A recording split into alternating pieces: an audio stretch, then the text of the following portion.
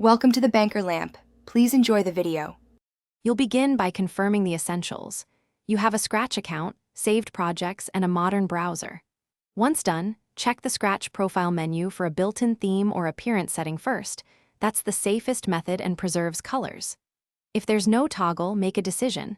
Use your browser's dark mode, a site-specific extension, or a custom user style. Make sure to update the browser and restart it so theme detection and extensions apply cleanly to the Scratch site. Now apply the chosen method. If Scratch has a built-in theme, enable it and reload the editor to confirm blocks and text adapt correctly. If using browser dark mode, flip the setting and then force reload the Scratch page. Some browsers offer per-site color settings.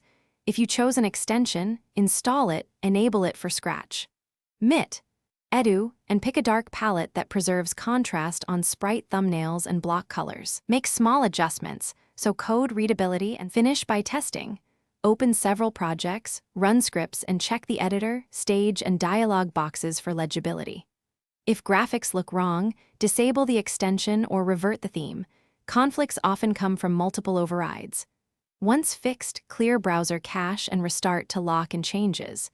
If problems persist, create a clean browser profile or try another browser to isolate the cause. One key troubleshooting tip.